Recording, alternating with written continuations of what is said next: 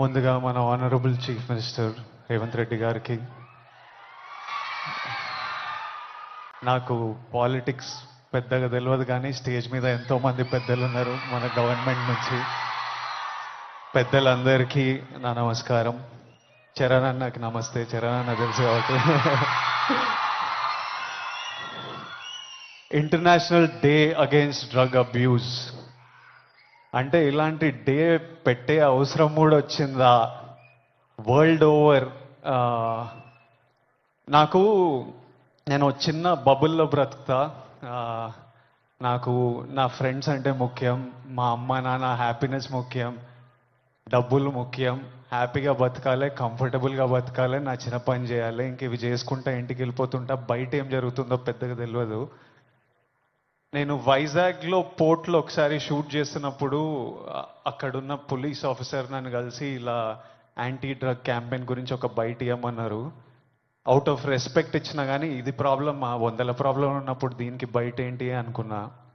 మళ్ళీ ఈరోజు ఇట్లా ఇంటర్నేషనల్ డే ఉంది, చీఫ్ మినిస్టర్ గారు వస్తున్నారు, ఇంతమంది పెద్దలు వస్తున్నారు, ఇంత పెద్దగా జరుపుతున్నారు, ఈ మెసేజ్ కంపల్సరీ వెళ్ళాలని పిలిచినప్పుడు నాకు మళ్ళీ అర్థం కాలేదు. But when I sat with some police officers, some senior police officers from the Telangana Police Department, and asked them, వాళ్ళని అడిగిన అసలు ఏం జరుగుతుంది, ఎందుకు ఇంత పెద్దగా జరుపుతున్నామంటే, వాళ్ళు నాకు జరుగుతున్న రియాలిటీ చెప్పినప్పుడు ఇమ్మీడియట్లీ అయితే తప్పకుండా రావాలి, మనోళ్ళతో మాట్లాడాలి, ఎవ్వరు ఇలాంటి సిచ్యువేషన్స్లో పడొద్దు అని అనిపించింది. చాలా మన డ్యూటీ లాగా అనిపించింది ఇది చెప్పడం. ఎందుకంటే మీలో ఎంతో మంది మమ్మల్ని ఇష్టపడతారు, మమ్మల్ని చూస్తారు, మమ్మల్ని ఫాలో అవుతారు.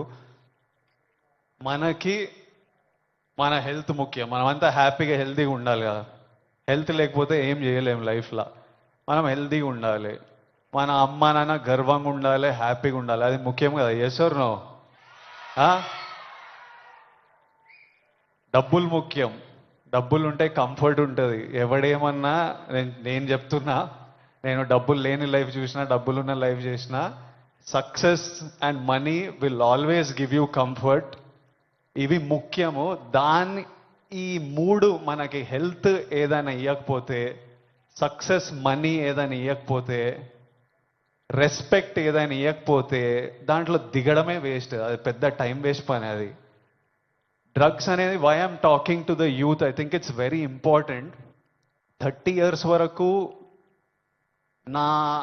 నా పర్సనాలిటీ నాకే తెలియదు. 30 తర్వాత నేనెవరిని, నేను ఎలాంటి మనిషిని, అప్పటి వరకు చాలా ఇన్ఫ్లుయెన్స్ అవుతాం ఫ్రెండ్స్ వల్ల, పక్కనున్న సిచ్యువేషన్స్ వల్ల. రకరకాల సిచ్యువేషన్స్ అరౌండ్ అస్ మనని ఇన్ఫ్లుయెన్స్ చేస్తాయి. సో యంగ్ ఏజ్ ఉన్నప్పుడు మనం చాలా కేర్ఫుల్ ఉండాలి. ఎవ్రీ డెసిషన్, మీరు ఈ ఏజ్లో తీసుకుంటున్న ప్రతి డెసిషన్ మీ లైఫ్నే చాలా ఇంపాక్ట్ చేస్తుంది. అండ్ నాకు ఈ పోలీస్ ఆఫీసర్స్ ఏమన్నారంటే, it is even organised by